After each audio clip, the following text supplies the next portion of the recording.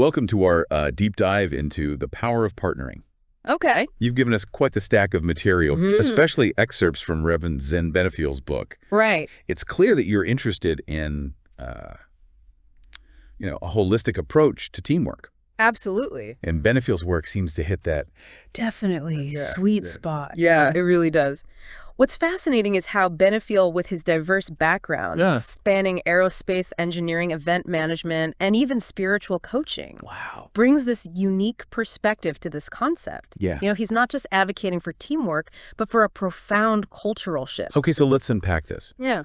What exactly does he mean by partnering? Right. It's more than just cooperation, right? Exactly. Benefiel argues that partnering is a deliberate and conscious effort to cultivate a specific work culture. Okay. He points to 3 pillars: open communication, mutual trust, and shared accountability. Those sound pretty straightforward. Yeah. Even common sense.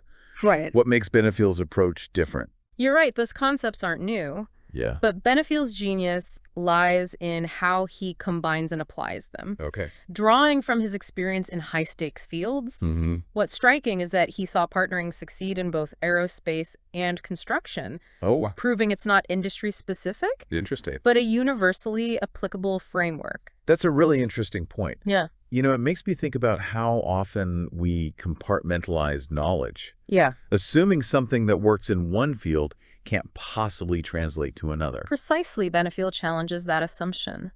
And this leads us to another fascinating aspect that he highlights: Okay. the deeply personal impact of partnering. Okay. He argues that it fosters self-awareness and a sense of connection to something larger, aligning with the holistic approach that you're interested in. So it's not just about those external results hitting deadlines. Right. It's about internal shifts as well. Absolutely. It's about how partnering changes us from the inside out, impacting not just how we work, but how we approach the world. And he doesn't just theorize about this. Right. Benefiel co-created Team Partnering LLC, Okay.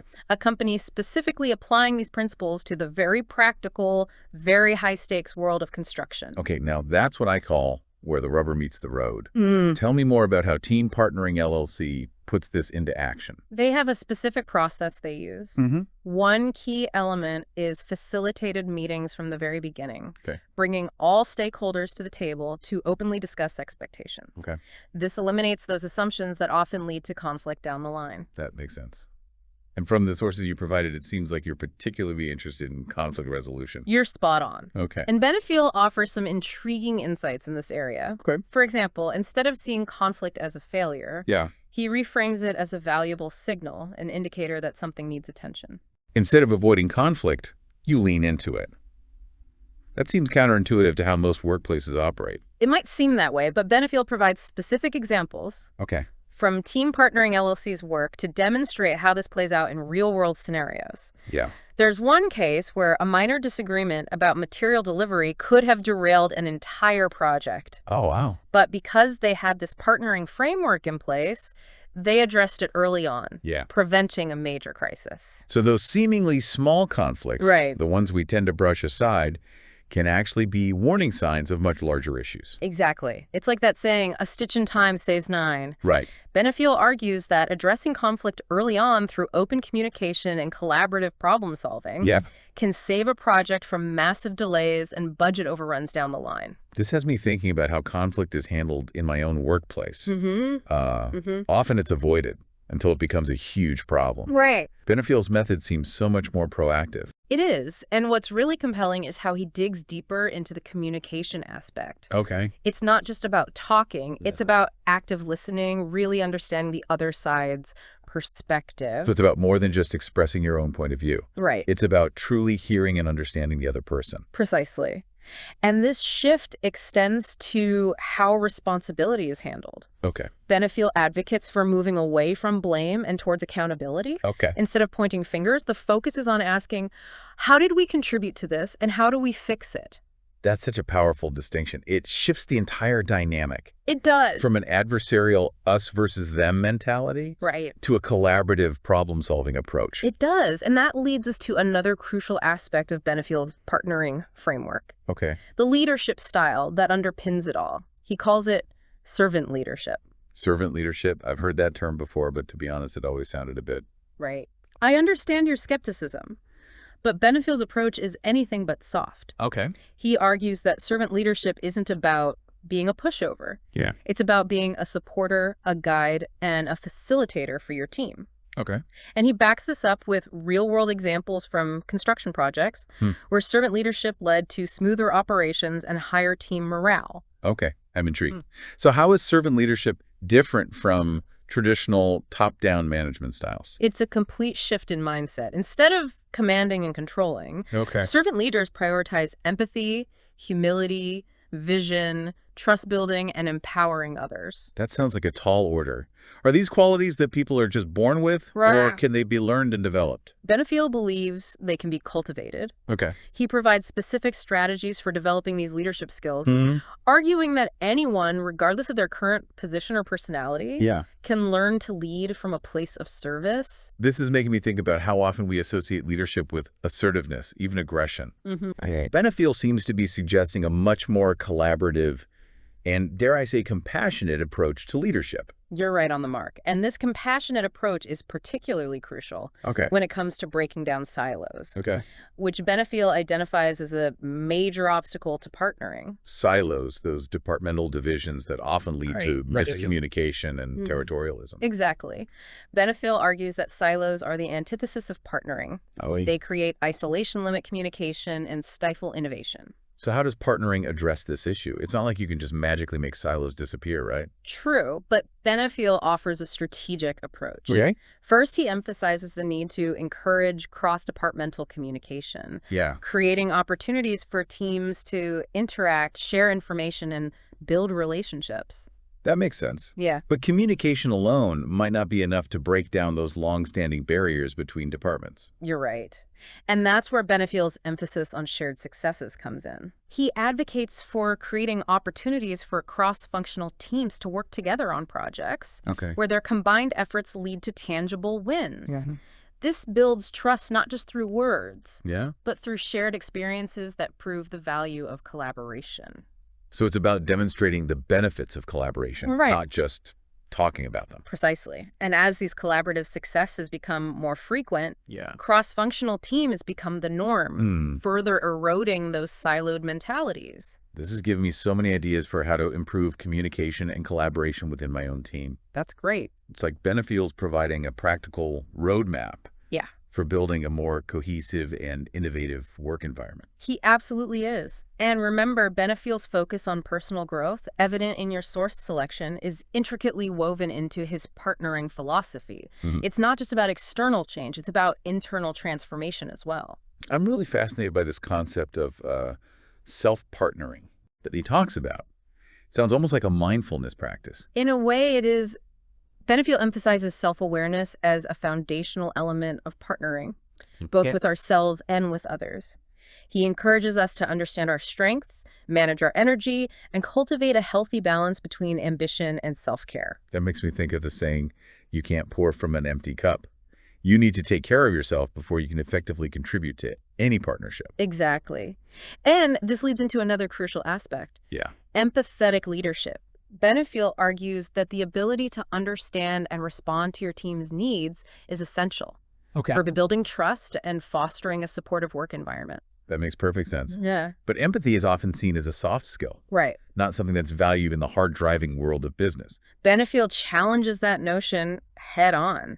He asserts that emotional intelligence, or EQ, is just as crucial as IQ, especially in a partnering context. He provides practical strategies for developing EQ, emphasizing its role in effective communication, conflict resolution, and building strong, trusting relationships. This whole conversation is making me realize just how much traditional work cultures undervalue these softer skills.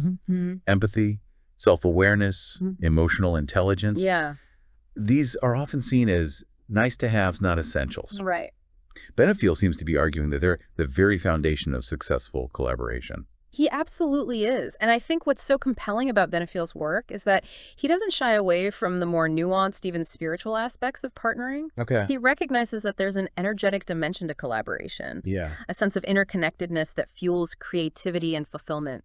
I was really intrigued by the sections in his book where he talks about the spiritual side of partnering, but I'll admit I'm still struggling to grasp how that translates into practical day-to-day work practices. That's a fair point, and it's something we can delve into further. Benefiel, being a reverend, brings a unique perspective to this, arguing that partnering tacks into an energetic flow, a sense of collective purpose that transcends individual ego. So it's about tapping into something larger than ourselves, almost like a collective consciousness that emerges when a team is truly in sync. That's a great way to put it. Yeah. And Benefiel provides specific examples of how this manifests in real-world projects, highlighting the palpable energy shifts that occur when teams embrace partnering principles. This is making me think about some of my own experiences, where teamwork felt effortless, almost magical. Yeah. Could that have been this energetic flow that Benefiel describes? It very well could be. Wow. And what's fascinating is how this energetic flow connects to tangible outcomes. Okay. Benefiel argues that it not only enhances creativity and productivity,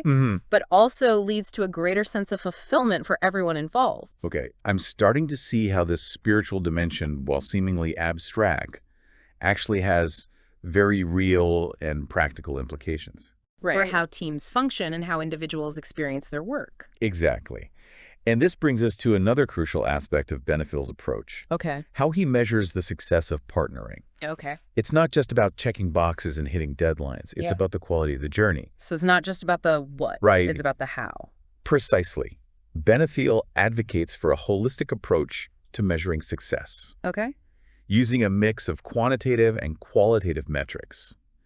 He suggests tracking traditional project outcomes like timelines and budgets, but also emphasizes the importance of assessing things like trust levels, communication, effectiveness, and team growth. It seems like he's arguing for a more balanced scorecard. He is. Recognizing that true success is multifaceted and includes both tangible results and intangible qualities, like team cohesion and personal growth. He absolutely is. And this leads into another key point that you highlighted in your source selection. Yeah. The legacy of partnering. Yes. I'm really interested in how Benefiel views partnering as something that extends beyond the immediate project, leaving a lasting impact. He believes that successful partnering efforts create a ripple effect, leaving a positive imprint on individuals' teams and even entire organizations. Wow. He highlights 3 key aspects of this legacy. Okay. Enduring relationships, a blueprint for future success, and the passing on of the partnering mindset through mentorship. So it's about building something that lasts. Yeah. Something that continues to benefit individuals and teams even after the initial project is complete. Exactly. Benefiel argues that partnering fosters strong relationships built on trust and mutual respect. Relationships that endure long after the project ends. These become invaluable assets for future collaborations both within the organization and beyond. That makes perfect sense. It's like building social capital, a network of trusted colleagues who share a common understanding and a commitment to working together effectively. Precisely. And this leads into the second aspect of legacy. Yeah. The creation of a blueprint for future success. When teams successfully implement partnering principles, they establish systems, processes, and behaviors that can be replicated and refined in future initiatives. So it's like creating a template for collaboration, a set of best practices that can be adapted and applied to different projects and teams moving forward. You got it. Okay. And this blueprint becomes a valuable resource for the organization. Yeah. Ensuring that the lessons learned and the positive momentum generated by partnering efforts are not lost, but carried forward into the future. That's such a powerful concept. It's like creating a legacy of collaboration. It is. A culture of partnering that permeates the organization and shapes how work gets done. And that leads us to the third aspect of legacy that Benefiel emphasizes. Mentorship. He believes that leaders who have embraced partnering have a responsibility to pass on this mindset to the next generation. So it's about sharing the knowledge, the skills, and the values of partnering with others to ensure that this approach continues to thrive within the organization. Exactly. And this mentorship can take many forms, from formal training programs to informal coaching and guidance. The key is to create opportunities for those who have experienced the benefits of partnering to share their insights and inspire others to embrace this approach. This has me thinking about how often knowledge and experience are siloed within organizations. People retire or move on. taking their valuable insights with them. Right. Benefiel's emphasis on mentorship seems like such a powerful way to break down those silos and ensure that the legacy of partnering lives on. I agree. It's about creating a culture of continuous learning and knowledge sharing, Yeah. where the principles of partnering are not just taught, but embodied and passed down from one generation of leaders to the next. This has been an incredibly rich exploration of Benefiel's work. Yeah. I'm already seeing so many ways that his ideas can be applied, not just to my work life, but to my personal relationships as well. And we've only just scratched the surface. There's so much more to unpack. I know. Especially when it comes to the practical application of these principles and how they can be adapted to different contexts and challenges. Well, I'm definitely eager to dive deeper. Let's take a closer look at how Benefiel's approach to conflict resolution plays out in real-world scenarios. I'm particularly interested in the nuances of those facilitated meetings he advocates for. Okay. And how they set the stage for a more collaborative and harmonious work environment. I'm happy to delve into that. Benefiel provides some fascinating examples of how these meetings can transform the dynamics of a project. Yeah. Fostering open communication, surfacing potential conflicts early on, and establishing a shared sense of ownership and accountability from the outset. This is making me think about a project I'm currently working on where communication has been a major challenge. Perhaps Benefiel's approach to facilitated meetings could be the key to getting everyone on the same page. It's definitely worth exploring. Benefiel's framework provides a clear structure for these meetings, outlining specific steps and techniques that can help to ensure they are productive, inclusive, and truly collaborative. I'm excited to hear more about it. Let's dive into those details. Absolutely. Benefiel's approach to facilitated meetings is quite detailed and nuanced, so let's break it down step by step and see how it can be applied to your specific project. Great. Okay, so let's talk about these facilitated meetings. You mentioned that Benefiel outlines a specific structure. What does that look like in practice? It's fascinating how he breaks it down. First and foremost, he stresses the importance of having everyone involved from the very start. This isn't just a project manager and a few department heads. This means clients, subcontractors, even folks like the permitting office if it's a construction project. It seems like a lot of people to get on the same page, especially at the beginning when things are still fluid. Why is that initial all-hands-on-deck meeting so crucial? Benefiel argues it's about setting the tone for the entire project. By bringing everyone together, you create this shared understanding of the goals, the challenges, and the potential pitfalls right from the outset. It's about fostering transparency and preventing those us versus them dynamics that can sabotage a project before it even begins. I'm starting to see how this ties back to his emphasis on breaking down silos. By bringing people together from different departments and organizations. You're essentially forcing them to communicate and see the project from a holistic perspective. Exactly. And Benefiel doesn't just throw everyone in a room and hope for the best. Right. These facilitated meetings have a specific structure. Designed to guide the conversation and ensure that everyone's voice is heard. So what does that structure look like? What are some of the key elements? One of the first things Benefiel emphasizes is establishing ground rules for communication. This could involve things like active listening, speaking respectfully, and focusing on solutions rather than blame. The idea is to create a safe and supportive environment where everyone feels comfortable sharing their thoughts and ideas. That makes sense. It's about creating a space where people feel heard and respected, even if there are disagreements. But how do you actually facilitate that kind of open and honest communication, especially when you have a room full of people with different personalities and communication styles? Benefiel provides a range of techniques for facilitators to use. One he highlights is the use of open-ended questions to encourage dialogue and deeper exploration of issues. Instead of asking yes-no questions, the facilitator might ask, what are your thoughts on this approach? Or what challenges do you foresee with this plan?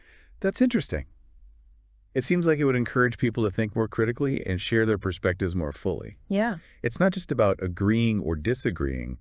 It's about understanding the nuances of each person's point of view. Precisely. And Benefiel also advocates for the use of visual aids like whiteboards or flip charts to help capture ideas and keep the conversation focused.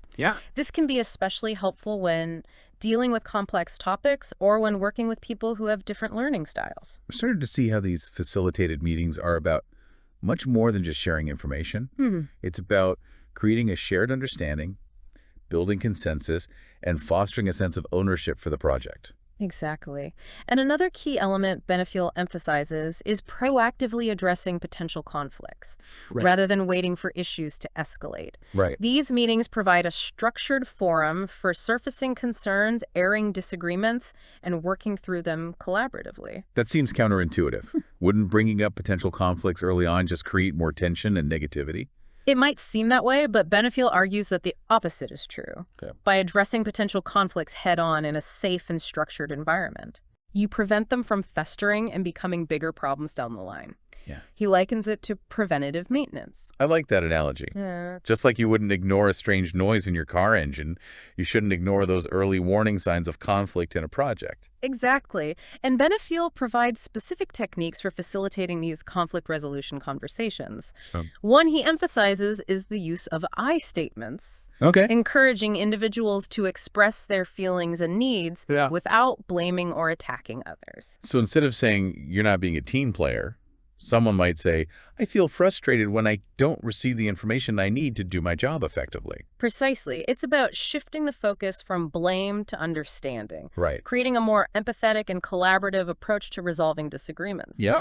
And Benefiel also stresses the importance of finding win-win solutions where everyone's needs are considered and addressed to the best extent possible. I can see how this approach would be especially beneficial in the construction industry, where so many different stakeholders are involved and the stakes are high. Absolutely. Benefiel provides examples of how these facilitated meetings have helped to resolve seemingly intractable conflicts between contractors, architects, and clients. Wow. Ultimately leading to smoother project execution and more successful outcomes. This whole concept of facilitated meetings is making me rethink how we approach project kickoffs and team meetings in general. Yeah. I can see how this more structured and intentional approach could create a more collaborative and productive work environment. It's a powerful shift in perspective, and it aligns beautifully with Benefiel's overall partnering philosophy. Right. By creating this foundation of open communication, mutual trust, and shared accountability from the very beginning, you set the stage for a more harmonious and successful project journey. I'm sold. I'm going to pitch this idea to my team. But let's shift gears a bit and talk about how this all ties back to Benefiel's spiritual perspective on partnering. I'm still struggling to grasp how those seemingly abstract ideas translate into concrete actions. That's a great question, and it's something that Benefiel himself addresses. Okay. He doesn't expect everyone to suddenly become deeply spiritual. Yeah. But he argues that partnering principles can actually help individuals connect to a sense of purpose and meaning in their work, regardless of their personal beliefs. So it's not about imposing a specific belief system. Right. It's about creating an environment where people feel connected to something larger than themselves. Exactly. And Benefiel suggests that this can happen through simple acts. Okay. Like practicing gratitude for each team member's contributions, acknowledging individual strengths and talents, and celebrating successes together. Those are things any team can do, regardless of their spiritual inclinations. I'm starting to see how this ties back to his emphasis on building trust and fostering a sense of community. Absolutely.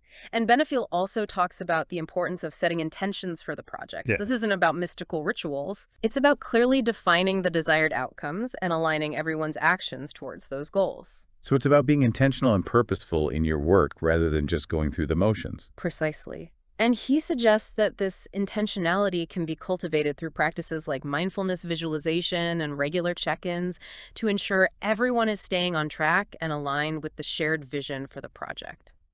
This is making me think about how often we rush into projects without taking the time to clearly define our goals and intentions. Yeah.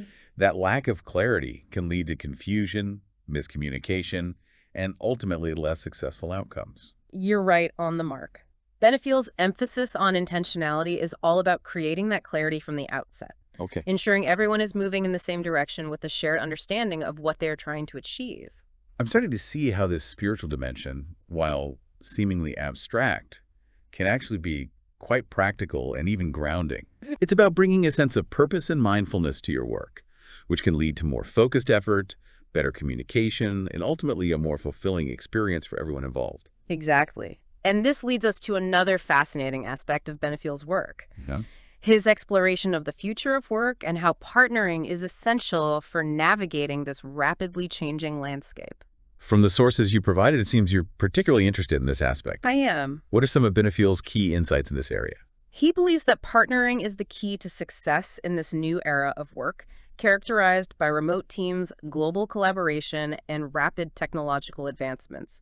Right. He highlights several key points, starting with the importance of communication in the context of remote teams. Right. When individuals are dispersed across different locations, it's more important than ever to have clear, consistent, and open communication.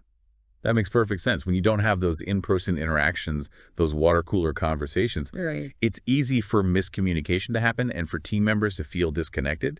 Exactly. And that's where Benefiel's partnering principles come in. Okay. He argues that regular check-ins, transparent communication using technology, and a focus on building trust, even in virtual settings, are crucial for keeping remote teams connected and aligned. So it's not just about having the right technology. Right. It's about using that technology to foster those human connections that are so essential for effective collaboration. Precisely. It's about striking that balance between efficiency and human touch. I'm thinking about how much emphasis is placed on asynchronous communication these days, Yeah. especially with the rise of remote work. Mm-hmm. It seems like Benefiel is suggesting that we shouldn't lose sight of the importance of real-time interaction, even if it's through video calls or online chat. He absolutely is. He believes that face-to-face interaction, even in a virtual setting, is crucial for building rapport, resolving conflicts, and fostering that sense of shared purpose that is so essential for effective partnering. This is making me realize that we can't just assume that communication will happen organically in a remote work environment. Mm-hmm. We need to be intentional about creating those opportunities for connection and collaboration. Exactly. And this leads into another key point that Benefiel makes about the future of work: Okay. the importance of cultural intelligence in the context of global collaboration. That's becoming increasingly relevant as teams become more diverse and geographically dispersed. Right. How does Benefiel suggest we navigate those cultural differences? He argues that partnering principles can help bridge those cultural gaps Okay. by encouraging teams to engage in open discussions about their cultural norms and expectations. It's about fostering a deeper understanding of each team member's background and perspective, creating a more inclusive and respectful work environment. So it's not just about being tolerant of differences. It's about actively seeking to understand and appreciate those differences. Precisely. And Benefiel provides specific strategies for building cultural intelligence, Okay. such as learning about different communication styles, being mindful of nonverbal cues, and being willing to adapt your approach to fit the cultural context. This is making me think about how often we assume that everyone communicates and works the same way we do. That can lead to misunderstandings, misinterpretations, and even conflict, especially when working with people from different cultures. You're absolutely right. Benefiel's emphasis on cultural intelligence is all about challenging those assumptions and fostering a more mindful and respectful approach to collaboration in a globalized work environment. This has been incredibly insightful. I'm starting to see how partnering principles can provide a framework for navigating the complexities of the future of work, whether it's managing remote teams, collaborating across cultures, or integrating technology in a way that enhances human connection. And there's one more crucial aspect that Benefiel highlights when it comes to the future of work: Okay. fostering innovation. He argues that in today's rapidly changing world, organizations need to be adaptable and innovative to thrive. That makes sense. Yeah. But how does partnering fit into that equation? Benefiel believes that partnering provides a fertile ground for creativity and problem solving by bringing together diverse perspectives, encouraging open communication, and fostering a culture of trust.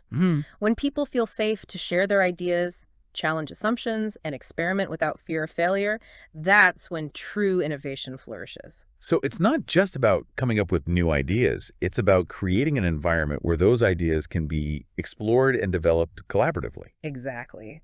And Benefiel provides specific examples of how partnering has led to breakthroughs in various industries, Yeah. highlighting the power of collective intelligence and cross-disciplinary collaboration. This is making me rethink the way we approach innovation within my own team. We tend to silo ourselves within our respective areas of expertise. And while we're all good at what we do, Right. I wonder if we're missing out on those aha moments that can happen when you bring together people from different backgrounds and perspectives. That's a great observation. And Benefiel's work provides a compelling argument for breaking down those silos and fostering a more collaborative approach to innovation. He believes that the most groundbreaking solutions often emerge at the intersection of different disciplines and perspectives. I'm starting to see how partnering isn't just about improving efficiency or reducing conflict. It's about tapping into that collective potential and unleashing the power of human collaboration to solve complex challenges and create a better future. That's a beautiful way to put it, and I think it captures the essence of Benefiel's vision. Yeah, Partnering as a catalyst for positive change, both within organizations and in the wider world. I'm feeling inspired. I'm eager to learn more about how Benefiel suggests we measure the success of partnering efforts. Okay. I can see how it's important to track those tangible outcomes. Right. But I'm also curious about how he suggests we assess those more intangible qualities like trust, communication, and team growth. That's a great question, and it's something Benefiel delves into in detail. Okay. He argues that measuring the success of partnering requires a holistic approach Yeah. that considers both quantitative and qualitative data. On the quantitative side, he suggests tracking traditional metrics like timelines, budgets, and deliverables, but he also emphasizes the importance of gathering qualitative data to gain a deeper understanding of how the partnership is functioning and its impact on the team and the organization as a whole. So it's about looking beyond those hard numbers and getting a sense of the human dynamics at play. Exactly. And Benefiel provides a range of methods for gathering this qualitative data, including surveys, feedback sessions, and reflection exercises. He suggests using these tools to assess things like trust levels, communication effectiveness, and team growth, providing valuable insights into the nuances of the partnership that might not be captured by traditional metrics. This is making me think about how often we focus on the what of a project. Right. Did we achieve the goals? Did we meet the deadlines? Without really examining the how. Yeah. Benefiel seems to be arguing that the how is just as important, if not more so, It is. when it comes to assessing the true success of partnering. He absolutely is. And he stresses that measuring success is not a one-time event. It's an ongoing process. Okay. He encourages teams and organizations to regularly evaluate their partnering efforts, identify areas for improvement, and adjust their approach as needed. So it's about embracing a growth mindset, continually learning and refining your approach to collaboration. Exactly. And Benefiel provides practical guidance on how to implement this continuous improvement cycle, emphasizing the importance of feedback reflection and a willingness to adapt and evolve. This is making me realize that partnering isn't about achieving some perfect state of harmony and then coasting. Right. It's an ongoing journey of learning, growth, and refinement. It is. A commitment to constantly striving for better ways of working together. That's a beautiful way to put it. And I think it captures the essence of Benefiel's message. Yeah. Partnering is not a destination, it's a journey. And it's a journey that we can all embark on, whether we're working on a team project, building a business, or simply navigating the complexities of our personal relationships. The principles of partnering, as Benefiel so eloquently articulates, have the power to transform not just our workplaces, but our lives. Beautifully said.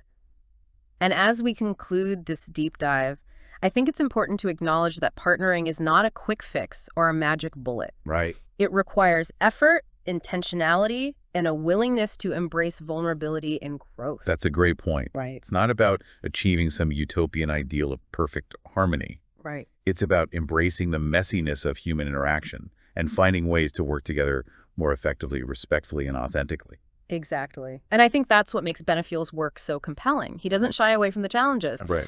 But he offers a hopeful vision for how we can navigate those challenges and create a more collaborative, fulfilling, and ultimately more meaningful way of working and living.